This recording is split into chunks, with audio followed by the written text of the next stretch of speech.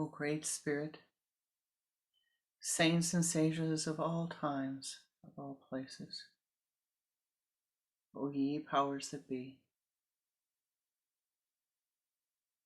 most infinite Lord of stillness, we come before thee at this sacred time. We call upon thee, O Lord of stillness, to enter our presence. We call upon thee, O ye powers that be, to sweep clear our path,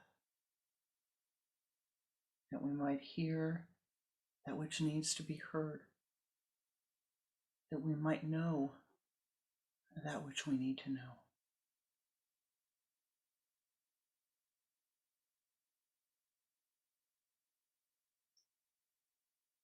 That we might be able to act with the highest good and the highest wisdom.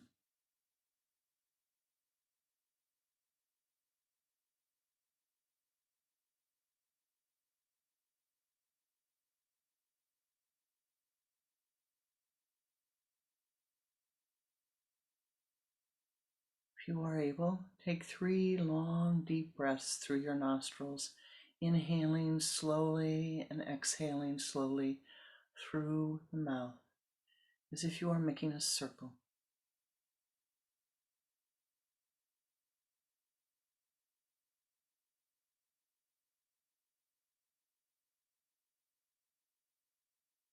Feel your entire being relax with the exhalation.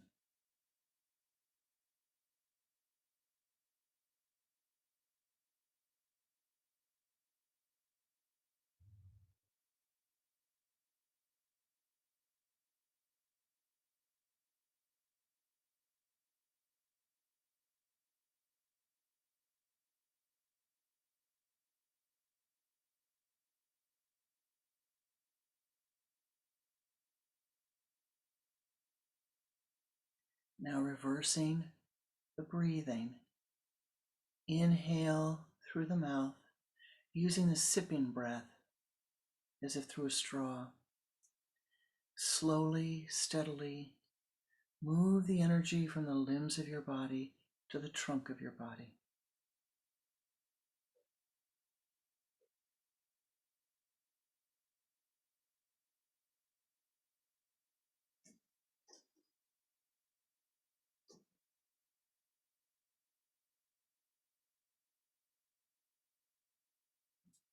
Exhaling, inhaling again, move the energy from the trunk of the body to the spinal column.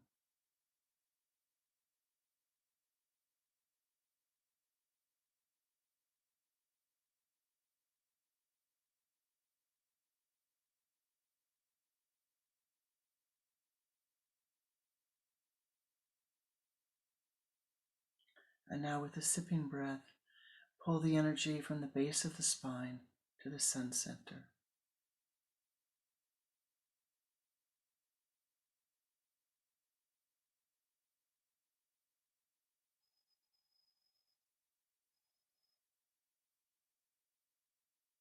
Move that energy as a golden light out in front of you, sweeping around to the left, behind you, to the right, in front of you, wrapping your entire being in golden light. And do this 3 more times.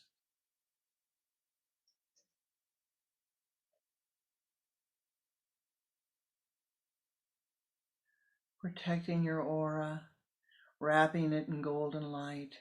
Expand that golden light.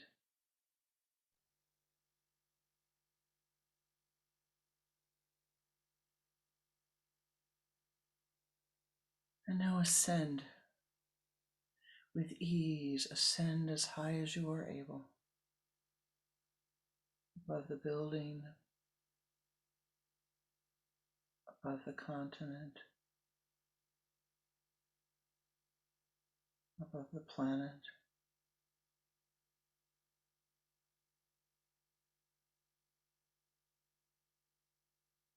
Ascend unto the high place.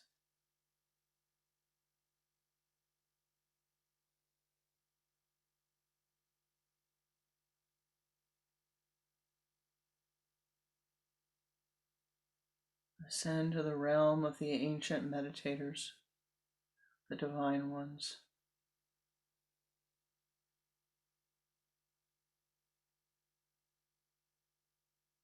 And take your place among them.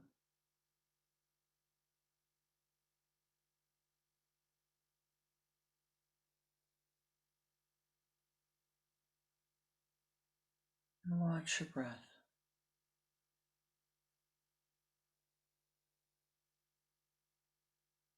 Inhaling and exhaling 3 times smoothly.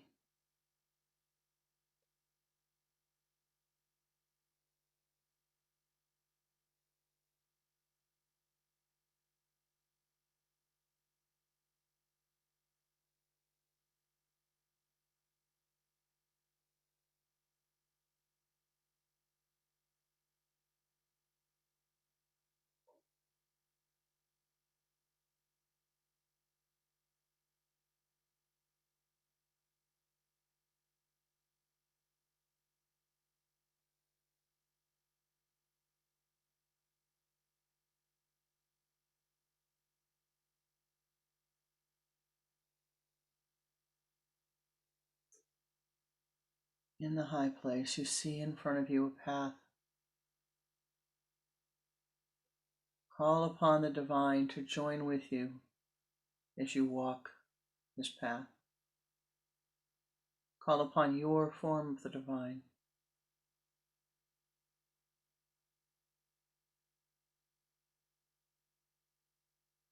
Ascend even higher.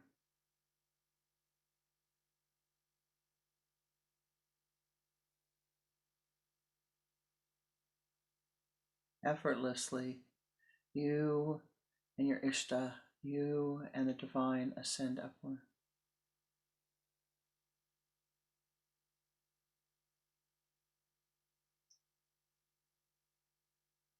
You are ascending up the highest mountain. And you reach halfway.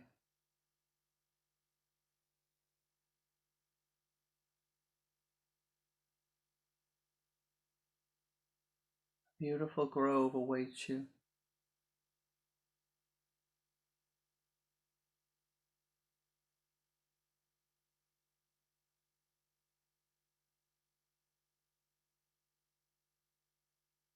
Built into the mountain is a shrine.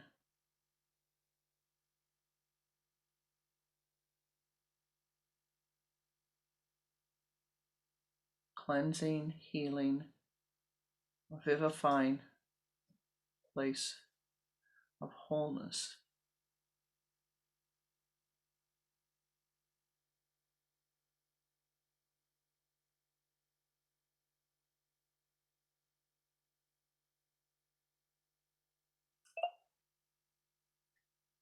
A place of strength.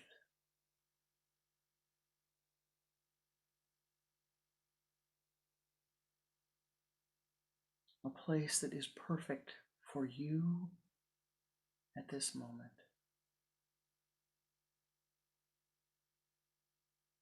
Entering into the shrine, it is filled with the color of light that is joyful for you at this moment. A cleansing light.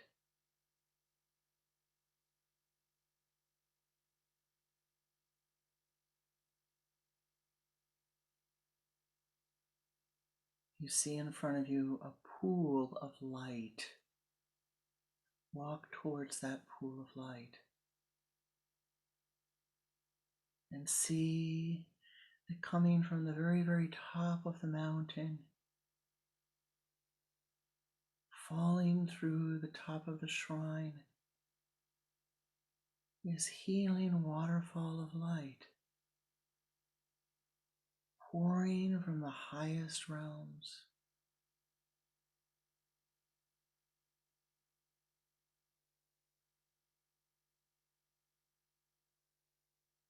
Invite your Ishta to enter with you.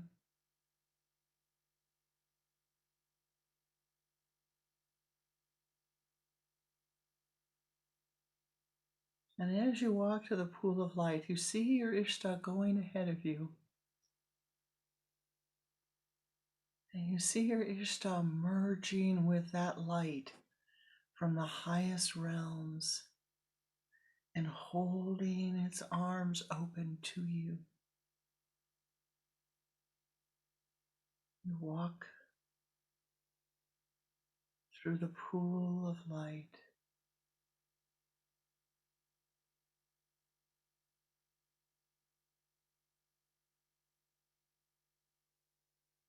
All of the gluiness and stickiness dissolving away.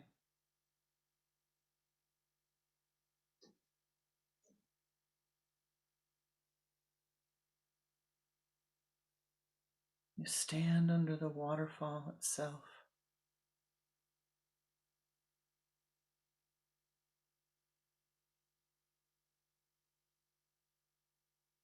The light pours down upon your crown center.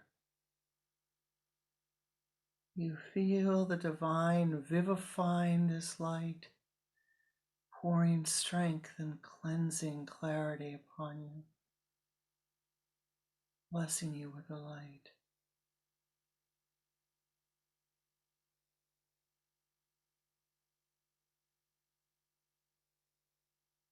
The gluiness, the stickiness, the heaviness, all dissolves away.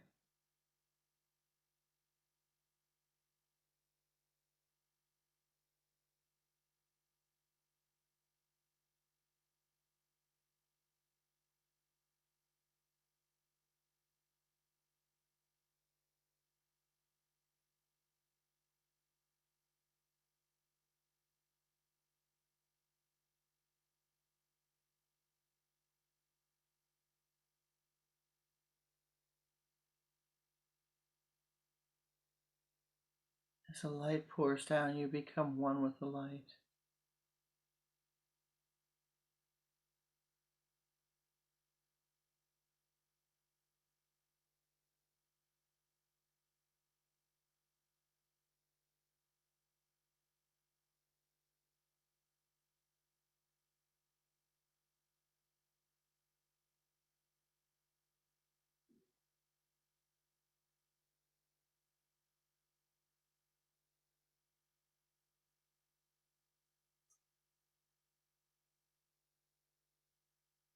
The fear dissolve away.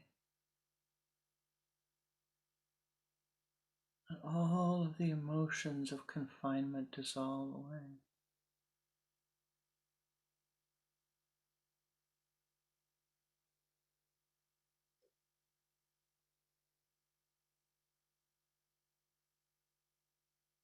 Feel the light filling the body.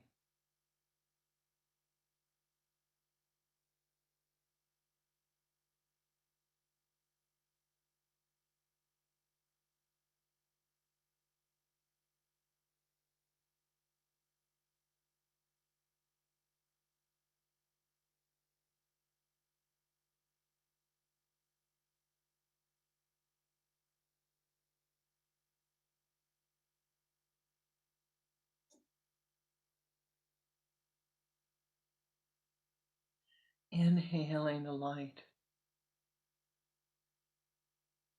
as it pours down upon your crown center. Feel it filling every cell of your being, allowing the release of the heaviness, allowing the release of the difficult karmas,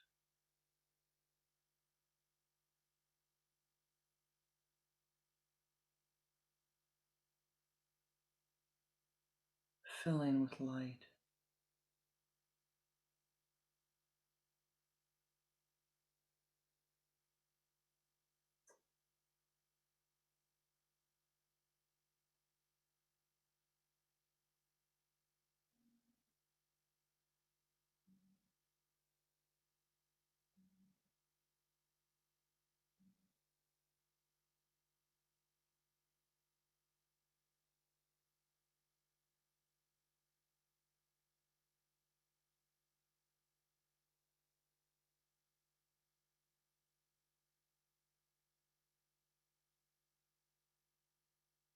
When you are ready,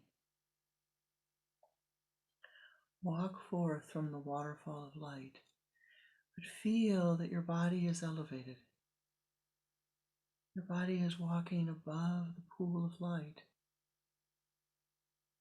Just a few inches you're walking above. You're lighter than you are. As you walk towards the entrance, your Ishta, with all of its light, walks with you. The Ishta is light-filled, the waterfall is light-filled, you are light-filled. The shrine is filled with light. Strong, steady.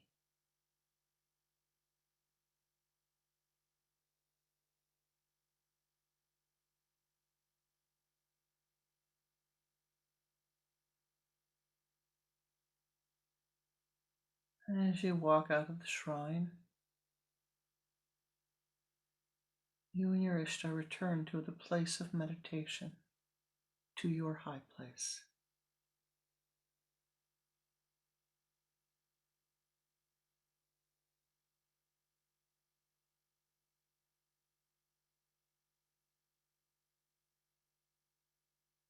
And hearing the echo from the hills, you hear the chant, Hum, Hum, Hum, bringing you strength and clarity to every cell of your being. And as the echo of the mountains radiates forth the mantra, you whisper it also.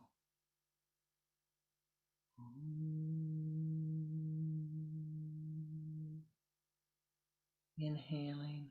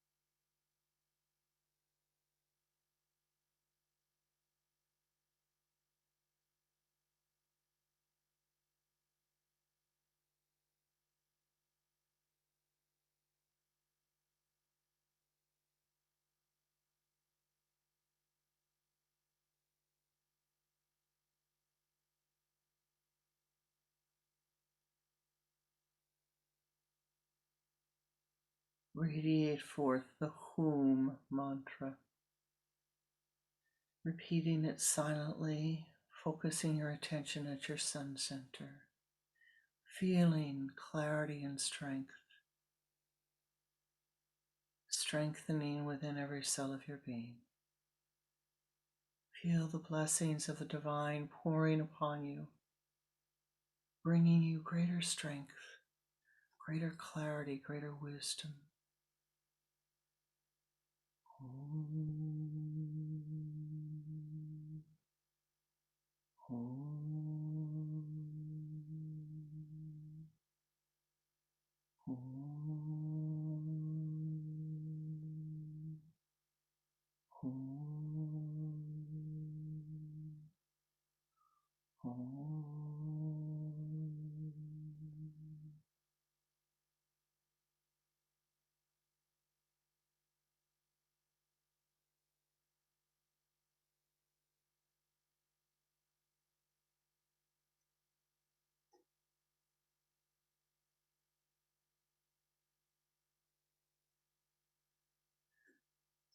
When you are ready, you may wish to return your attention to the present moment.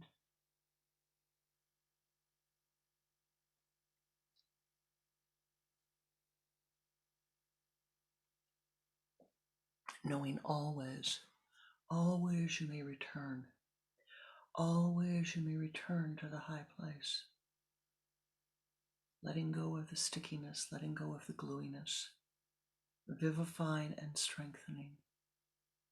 And chanting for yourself the home mantra, that you might find clarity in all that you do, that you might have strength in all of your actions, that you might see that which needs to be done and do it with wisdom.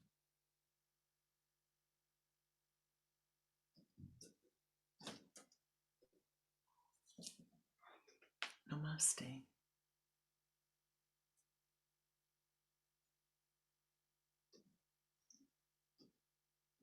There once was a man who had a son.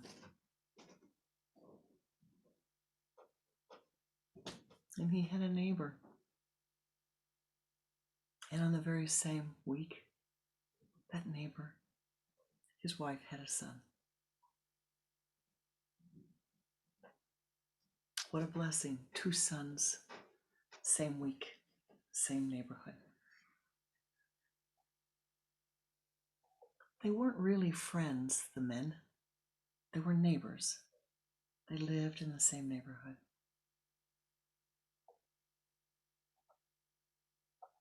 Both were leaders. One was the leader of the church down the street, the synagogue, the mosque, the temple, if you prefer. The other led a family business.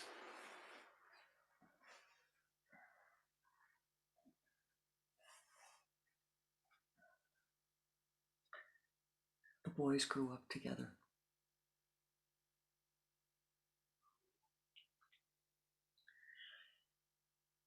And the papa, who was a minister, wanted his son to become a minister.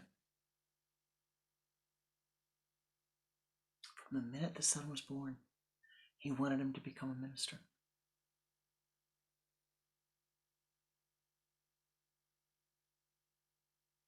It wasn't much of an inclination that that was going to happen.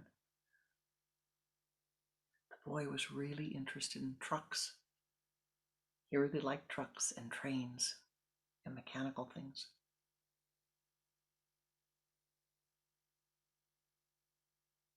But the man who owned the family business had a big trucking business. His trucking business moved things from one side of the country to the other. And he wanted to leave that business to his only child, to his son. From the minute he was born, he put up "and son" on the business, knowing that his son would go and begin to love trucks and love transporting goods from one side of the world, one side of the country to the other. There was no indication that the boy was going to do that. In fact, he was much more interested from the time he was very little in walking down the street to the church and singing in the choir and learning the prayers.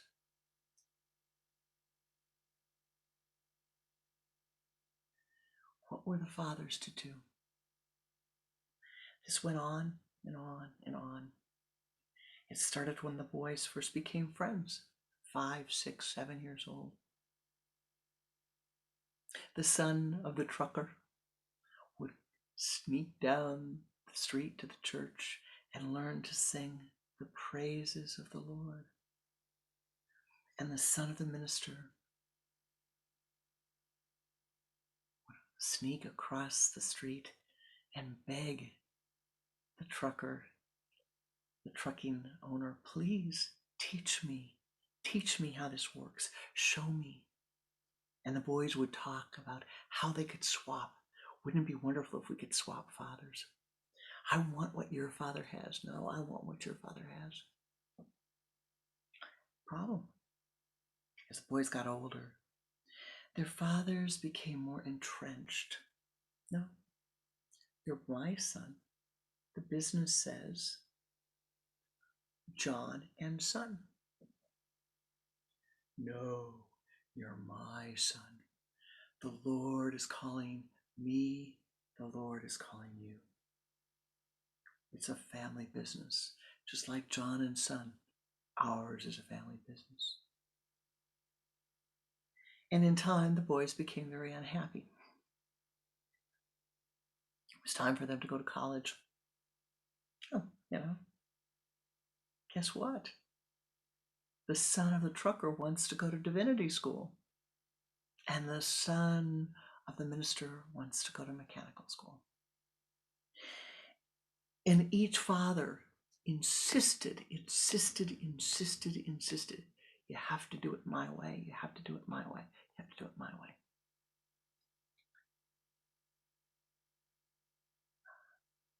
How often do you and I do that?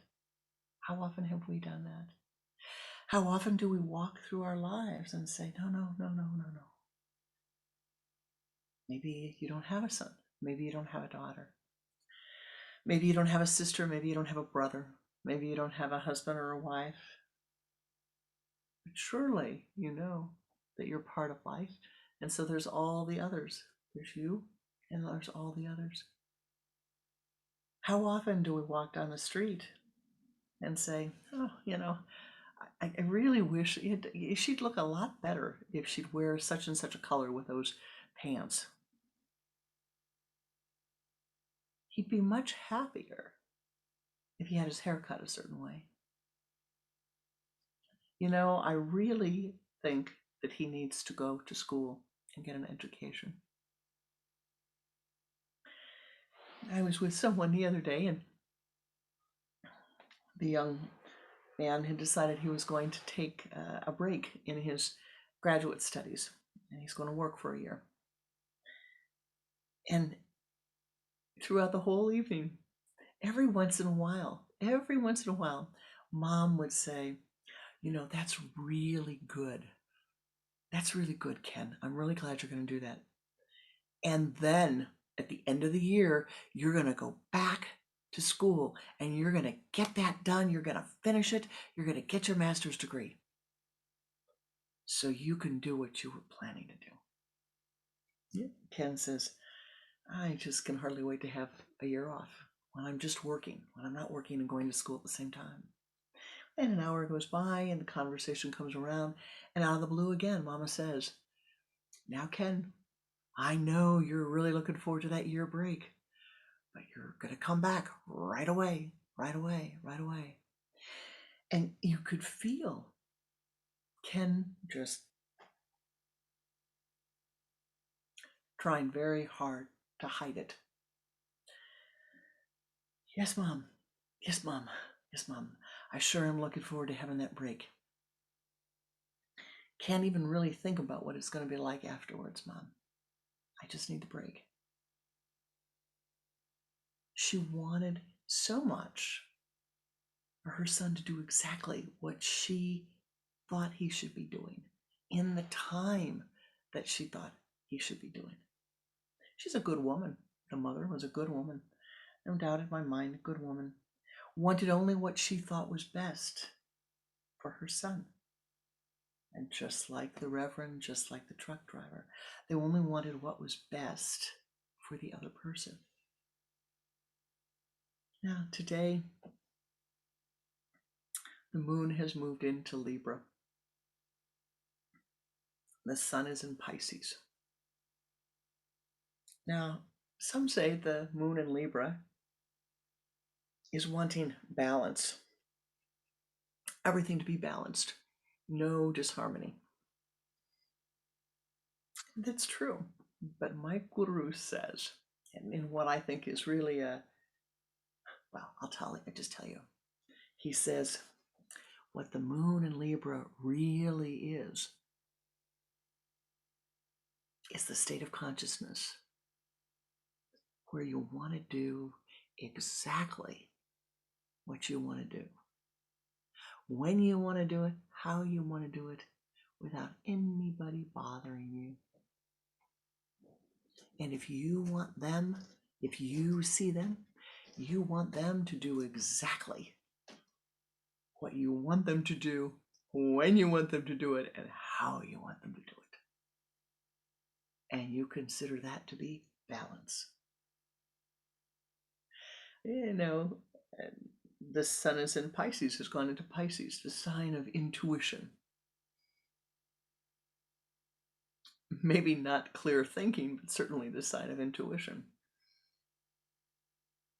And what does it say? It says that we have to pay attention to the gluey stickiness of this, the chitta, the mind stuff, that which is up here, the gluey stickiness that we let go of when we began our meditation today. There is within the nature of the mind this idea that, you know, my life would be so perfect at this moment if you would just do what I thought you should do. Just live the way I think you should live. I'd be happy, you know. And, you know, many of you will say to me, well, you know, I'm really not like that. My personality's not really like that. And you're probably right.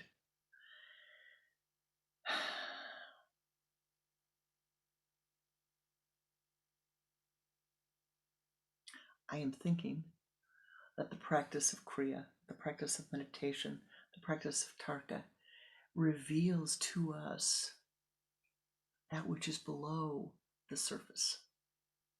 And so we may say, oh, my surface mind, I would never do that. I would never, ever, ever impose my will upon another,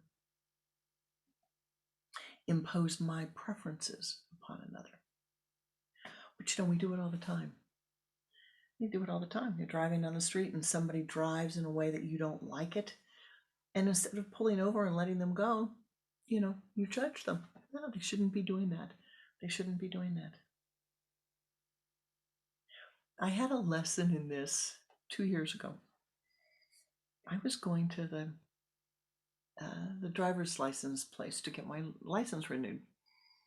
And I drove into the village next door, and they had changed the speed limit from 30 to 25. I didn't see it. And so I was going 27 miles an hour. And that week, the police decided that they were going to be out and ticket everybody, give you warnings if you had exceeded the 25 miles an hour. So I got a warning, and I was, boy, what is this about? Well, ma'am, if you get caught again, it's going to affect your insurance, blah, blah, blah. You have 12 months that you have to deal with this. 12 months. So here was a lesson. For 12 months, every time I drove from the village I live in to the next village, which now has varying degrees of speed limits, 25, 30, 25, 30, occasionally 40, depending upon where you are, I would slow down and do that speed limit. What a sadhana. I know, what a self-discipline. Maybe not for you, but for me. But here's what happened. I'm doing 25 because that's what they say you're supposed to do.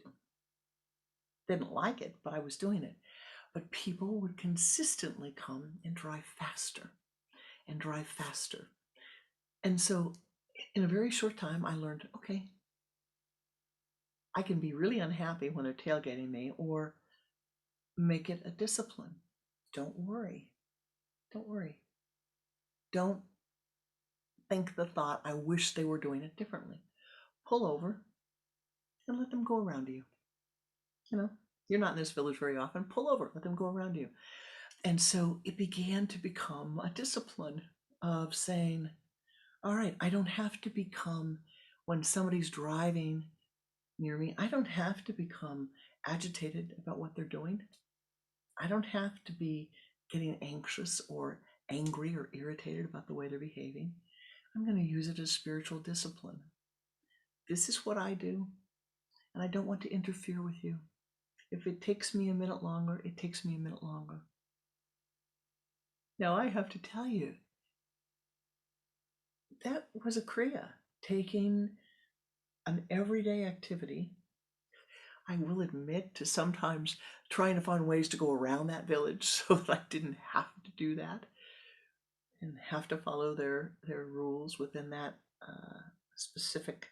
They were going too slower than I wished to go.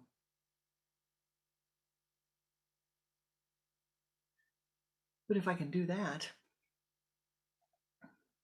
then when I see all the others around me, those that I have an attachment to, like you do, like you here, right? And I see something that perhaps my mind doesn't like, you see something your mind doesn't like, you can say, oh, neti, neti, neti, shanti, shanti, shanti. They are free. They must be free. They must be free. The truck driver, businessman must allow his son to become a minister. The minister, the reverend, must allow his son or his daughter to become the head of the business. And the mother, Ken's mother, who's anxious that Ken won't go back to graduate school, must let Ken do what he's going to do. You and I, we need to let go of the clinginess of the mind, let go of our preferences about how others are living their lives, let go of our preferences about what they're thinking, what they're doing, and step back, ascend, ascend, ascend, ascend, ascend upward. See from a longer horizon of awareness. And ask yourself, this thing that I am so upset about today, at this moment, will I even remember it tomorrow, next week, next month, next year, 10 years from now? That thing which I am so attached to and I need it to be a certain way, will I remember that? Now, here's the mystical answer to your question. At one level, you will let it go on a conscious level. But we have this iceberg, if you will, and the conscious level is very, very, very, very small here, very small. And the unconscious is massive, massive, massive, massive, hundreds of thousands of times greater than the conscious level.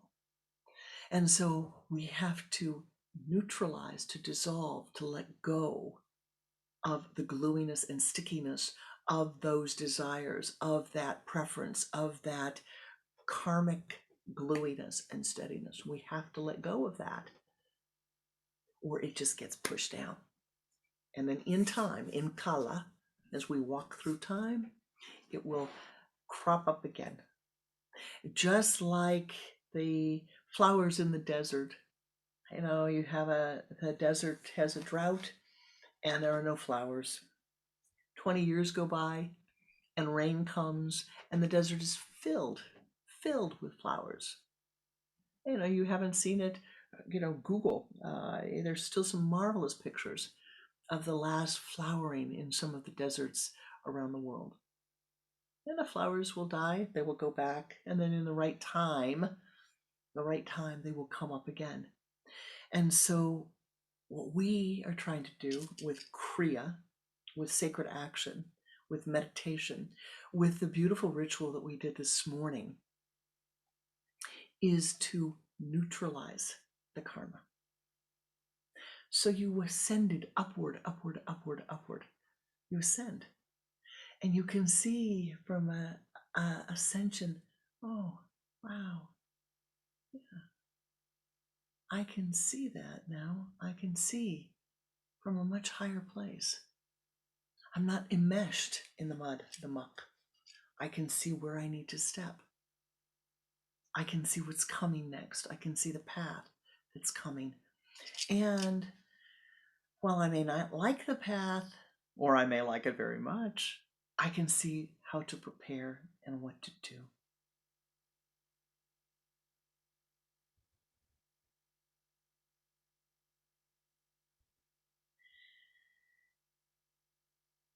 Not seen means that we repeat again and again and again and again and again the same thing. You know, Ken's mother doesn't like what Ken is doing today.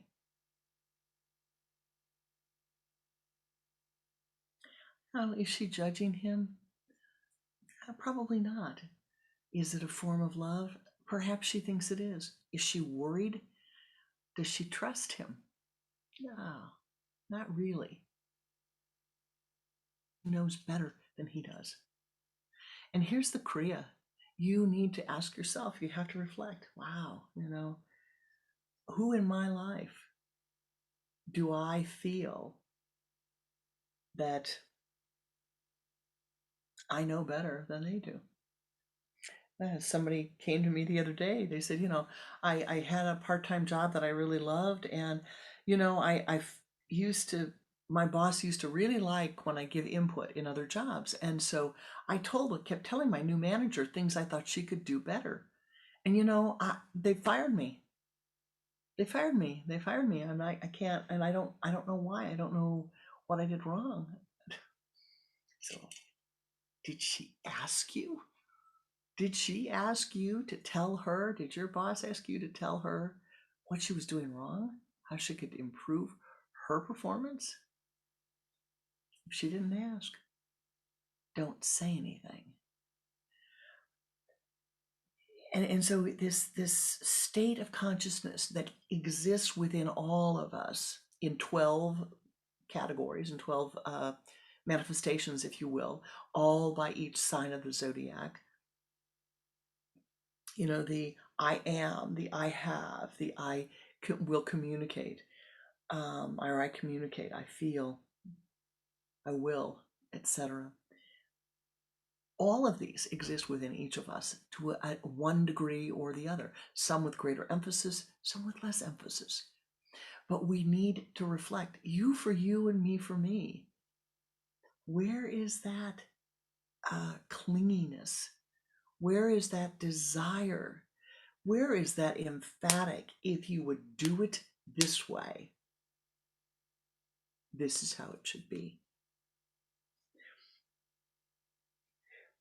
When I was a very, very little girl, one of my grandmothers would make the meals for the family for holidays. And she was making at that time, she was making a piece of food that she always, it was a ham, all right? That she was part of the family that ate pork. And she'd always make these hams, but when I was really little, she'd cut the end off. And so I guess I must have been 6 or 7. And I said, Granny, why do you cut the end off? I thought that there was some magic that you had to do if you were preparing that. And she said, because it doesn't fit in the pan. It doesn't fit in the pan I have, honey. And I said, oh, you mean it's not part of the cooking? That's not how you do it? No, I just don't have a pan big enough. Now, that was like, oh, all this time I'm thinking erroneously that this is how it had to be, without ever questioning or understanding what was happening, without ever questioning or understanding why she was doing that. I didn't need to know it. I didn't cook that kind of food. I don't cook that kind of food. But I always remember it. I always remember that as being the first time that I went, oh, I made a mistake in what I was thinking. I made a mistake.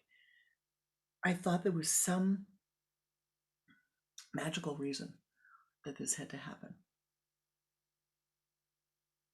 What are the things that you cling to? What are the things that you think have to be done in a certain way? And that you object when there's a new way of doing it. You object, your mind clings to it and says, no, no, no, no, no. This is the way it needs to be. This is the way it should be. Here's the mystery. And really, I think the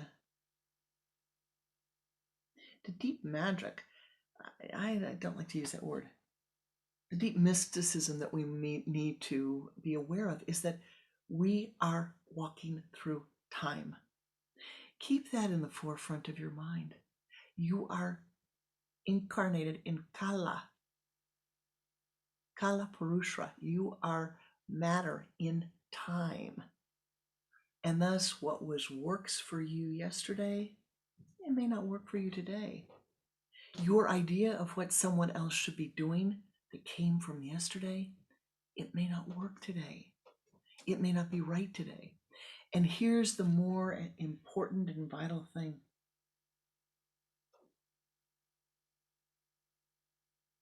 Are the laws of karma, aham brahmasmi. The karma that you create is yours to solve. The karma they create is theirs to solve. It's not your responsibility. In fact, it's not really your right. It's not really your business. You can pray for them. You can help if they ask. If they ask. Ken never asked his mother for her input on whether he should rush right back for his graduate studies. He never asked his mother, how long exactly should I take off? He didn't. And the truth is that his mother doesn't know. He's an adult. He has to think on his own. And so 1/12 of the consciousness within us all is the Cancerian consciousness, the mothering consciousness, the feeling that we have to fix it all for other people. Wash that clean in the waterfall of healing. Let go of the karma of the past, as scary as it is, and fill your life with the light. Fill your life with the imperfect perfection. Imperfect, the wabi, as the Japanese would say, the imperfection of the present moment. Fill your life with being present with that which you can find beauty in now, at this moment. The broken branch.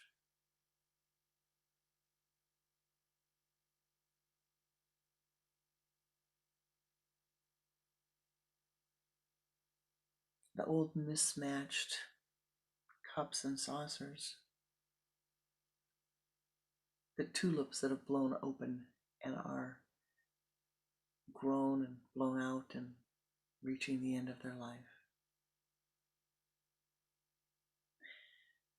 Each day, return again and again and again and again, momentarily to your meditation, momentarily to your breath, momentarily closing the eyes.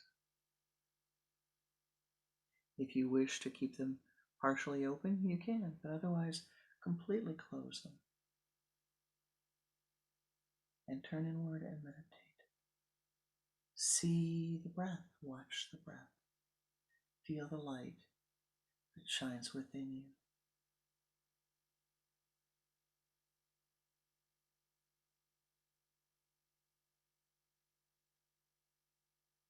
Now today we began chanting a mantra, beach mantra, that is to give clarity and strength. And I have been urging some of you to chant this and brought it to the noon meditation so that you will all have it to use. And it is the HUM, H-U-M. And by itself, This mantra shakes free the anger, the stickiness, the gluiness, and gives you the strength to see that which you need to do. It gives you the clarity to see your action, that which must be done by you, for you. And so we're going to close our meditation today by chanting the Hum together, softly, so that we continue to build the energy. And that for each of us, as you chant it, feel your aura strengthen. Feel your aura. Feel, let go. Remember the great affirmation: free me from my negative thoughts, that I do not pass them on to others. Free them, free me. Free me from my negative thoughts, that I do not pass them on to others. Free them, free me. Free me from my negative thoughts, that I do not pass them on to others. Free them, free me. Free them from their negative thoughts, that they do not pass them on to me. Free me, free them. Free them from their negative thoughts, that they do not pass them on to me. Free me, free them. Free them from their negative thoughts, that they do not pass them on to me. Free me, free them. Hold that affirmation and follow it or precede it, sandwich it, if you will, with the Hum. And let us conclude our meditation this morning with some simple chanting.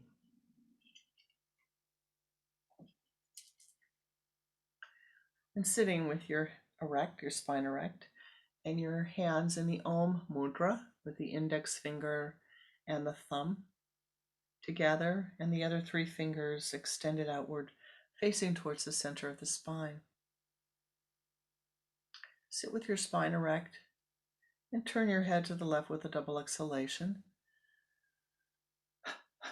Using the resurrection breath, bring the head back to the center. Begin to watch the breath, allowing the inhalation to come through the nostrils and the exhalation of the mantra to come through the mouth. No stress, no strain.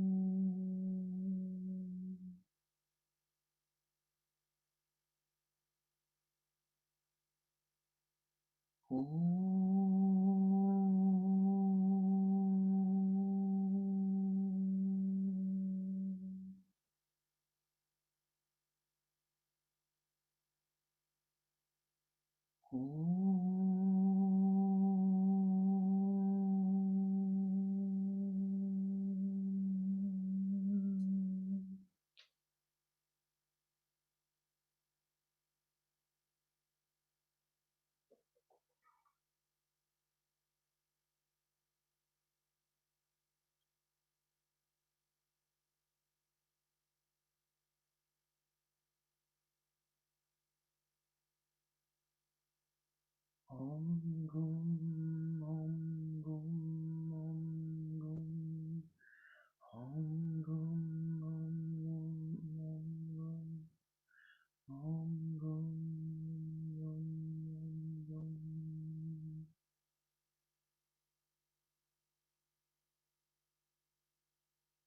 As you wish, as you allow, the powers that be will sweep clear your path. The powers that be have swept clear your path. Your Ishta Devata, the Lord divine in all of its glory, in all of the light, embraces you, sweeps clear the path for all that you need to flow into your life. Greater ease, greater harmony, greater strength and wisdom. Shanti, Shanti, Shanti.